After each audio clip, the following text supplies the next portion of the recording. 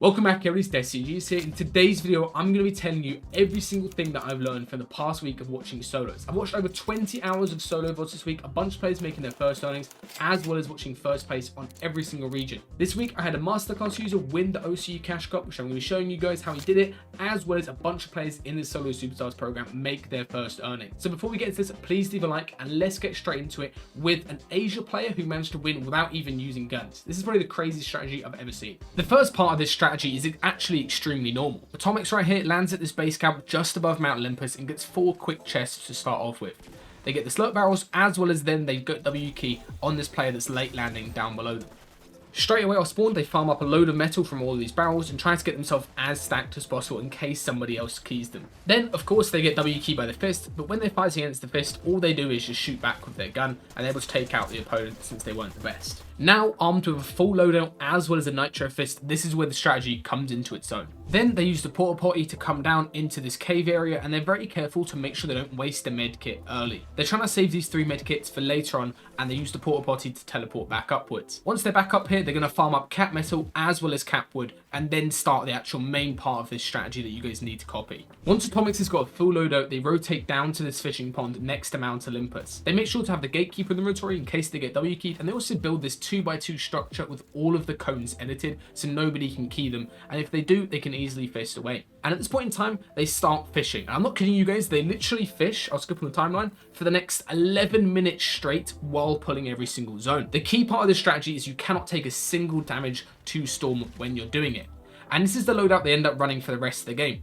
They drop their shotgun, they carry 8 floppers, so 2 inventory stacks worth of floppers, as well as 2 Nuka-Colas and the 3 medkits that have been saving the entire game. And you'll notice with this loadout, the only gun that they're carrying, or the only item that can deal damage, is the Nitro Fist for the rotates. They're not running Fizz, they're carrying the Nuka-Cola for that extra white heals, as well as the 150 shield that you can heal up with the 2 of them, as well as all of those white heals, which are going to be so important later on. Now, when it comes to leaving the box, Atomics always likes to be the only one rotating at a time. He likes to let other players go first, and then he's going to catch a free timing rotate when everybody else is left. Also, you'll notice that his mats are insanely good at this point in time, especially because of those lucky zone pools and farming up cat mats early on, as well as he's extremely careful to make sure he's not taking a single bit of damage the entirety of this endgame. Another thing that he does really well is constantly refarming. As he refarms up here, he's going to get himself to 149 builds, which is the most amount in the lobby. As you can see, as I skip around, he's got way more mats than all of the other players, which is really crucial in terms of surviving into a heal off later on.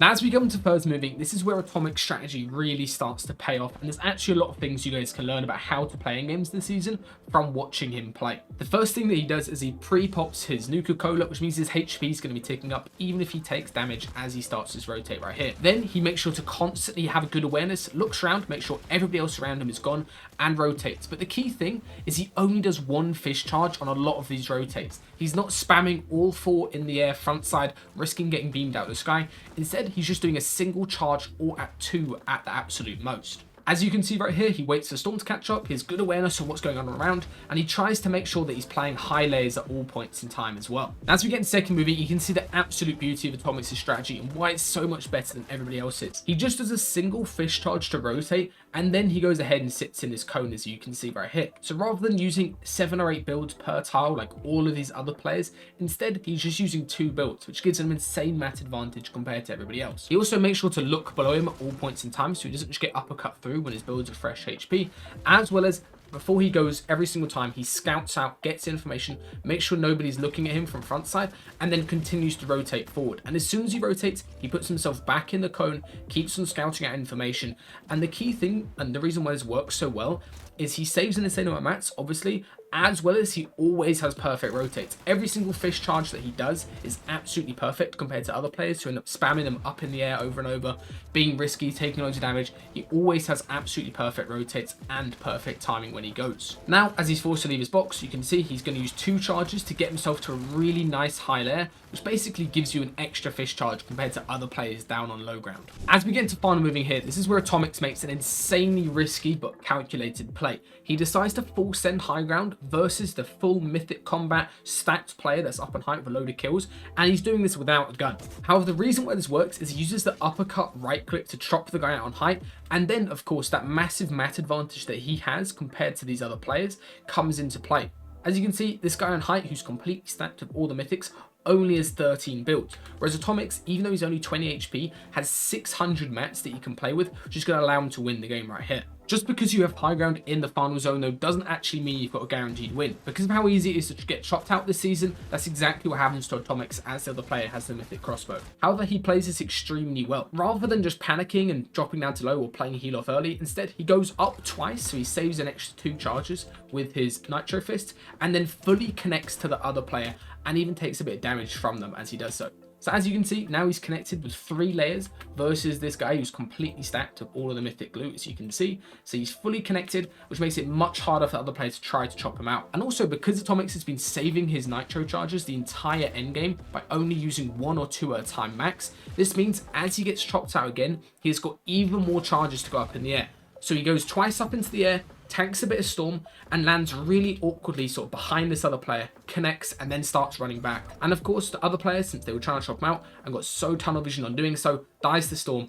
and Atomics is able to get all of this heal off perfectly for himself to win the game. He also makes a very nice call right there to pick up spare Nitro Fist, so he's got a couple charges in case somebody tries to fight him, and all he has to do is play all of these white heals he's been farming and fishing up the entire game for heal off. And as you can see, even the other player had 6 medkits, they've got absolutely no chance versus the Storm Sickness heal off with the floppers that Atomics has. He also even makes a super smart call at the end here, which is trying to go towards his fishing box, since the zone actually pulled over this way, by actually using the Nitro Fist to travel over there. If you guys are ever in an endgame this season, try to think where some mid-map heals might be, like slurp cactuses or campfires, that you can potentially reuse to actually win the game. In this case, it's Atomics with all of these floppers in this box over here.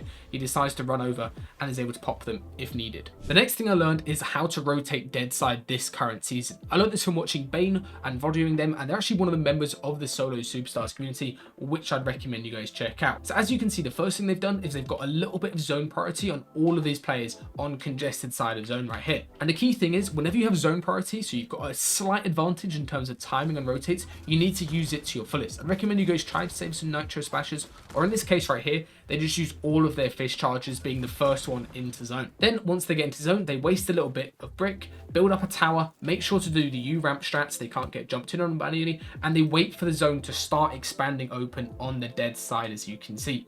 Rather than wrapping around the edge and getting on this congested side right here, as you can see, instead they go centrally, use that zone priority advantage compared to other players. Then they tap a fizz, get their Nitro charges back, and then use the Nitro Fist to go the whole way into dead side of zone. This strategy is so good this season. I'd recommend you guys do it every single game. Now they're on dead side of zone, they're not on that congested exact edge, as you can see right here. There's a bunch of players. Instead, they're actually past all those players. They're able to refarm all of their brick that they used, as well as their wood, and they're in the best position in terms of mats compared to the rest of the lobby. This next strategy is one that I'd recommend whenever zone plays back. I learned it from watching the OC Solo Cash Cup winner, who actually has the Solo's Masterclass, and watched all of the new updated videos that I just made this past week. So what you guys want to do is, whenever zone plays back during moving zones, so let's say first into second moving ends up playing the same way, try to play down on low ground. The main reason for this is pretty much everybody leaves low ground, and you'll be able to get an entire layer to yourself to potentially find kills for free by looking backside. Because everybody tends to just rotate going to high layers over and over the fists, you can very cheaply and very effectively utilize low ground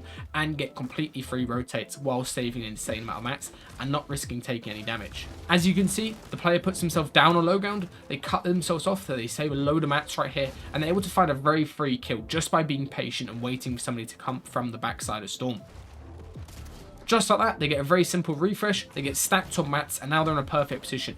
The one thing I'd recommend with this strategy is stop playing low ground once zone play stops playing back through old builds. Right here, third moving plays through the back old builds, so they're able to actually just use it for being cheap for a while. However, as the zone keeps on playing low ground, I'd recommend you guys start playing higher mid ground layers, so you don't risk having somebody jump into your box with the Nitro Fists or just with Nitro Splashes. The next thing I learned is from a Solo Superstars member, again, Peepsy. This player managed to correctly take and hold high ground without having all the mythics, and I want to show you guys exactly how they did it. First thing they did is they get a nice refresh for a lot of mats as well as medkits, and then they go ahead and actually play the medkits correctly. Take a look at this box they built, make a load of space, and then crucially, they don't sit in the front of their box as they're popping the med kit. That's the easiest way that you guys just get fisted down whenever somebody uppercuts up. Instead, go ahead and sit back in your box so you're completely safe. Then after popping the majority of this med kit and get themselves up to full HP, take a look what they do. They spot where high ground is and they mirror underneath high ground, so high ground can't really pressure them at all. They also realize here that height only has a pump, so they can't even do some damage to their builds, and they go ahead and play nice and slow and use their mat advantage. Then at this point in time, they decide to look for some chops backside and storm, but they realize it's not even necessarily worth chopping players out on height because they're just going to fall on top of you.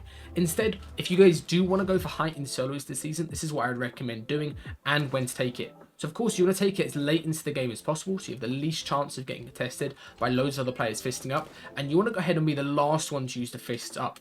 As you can see, Peaksy does this right here. He uppercuts through the other player's builds from backside of Storm. So even though this guy is trying to hold his builds and protect himself, what happens is he gets hit 60 and he ends up going flying into Storm, and he has to start playing his heal off early. Then, as you can see, Peaksy, who's gone ahead and taken height, goes ahead and just fist up, rebuilds onto height, and now all he has to do is stay in Storm for as long as possible and play his medkit. Storm sickness this season is really crucial, so you have to stay in Storm for as long as possible. Then, realizing that he's only on wood, he fists back, makes sure he doesn't get chopped out, and he's able to play this full metal top for the heal off win. High ground is so tough this season. I'd really recommend you guys practice and actually VOD players and when exactly they go for it. The last thing that I learned this week is actually from doing a full Inside the Mind episode where I broke down how Volko won the solo cash cup in a call with him. The first thing he does is the W key to get the mythic glue, and he does this by using the nitro tunnels in combination with a fizz. This means he can basically just bunny hop onto whoever he wants to key, get a massive amount of opening damage like he does right there. That's how he ends the majority of his fights so quickly. The next major thing that I really recommend you guys take away from this video is whenever you're fighting, whether you're being aggressive or you're trying to go ahead and box up and get your heals off, is don't just sit in one space, and especially don't try to heal. As you can see, Volko gets hit to low HP. Instead of trying to box up and get his fizz off, instead take a look what he does. He sprints while swapping up his angle and goes for a free pump for the side on his opponent. Exactly right here, he does the exact same thing. Instead of boxing up, trying to fizz, and the guy's just going to run in your box and try to jump in with the fist or the nitro splash, instead take a look what he does. He sprints out to the side, completely catches this guy off guard, and this guy makes the classic mistake this season. Even though this is a good player with all the good loot, look what he does. He boxes up in a 1-by-1, tries to pop heals, and of course, immediately after, Volko abuses the fact that he played passively and sat still, and he gets straight into the nitro fists and kills him. This season, guys, you have to be moving around constantly during fights if you want to have a chance to succeed and take opponents down.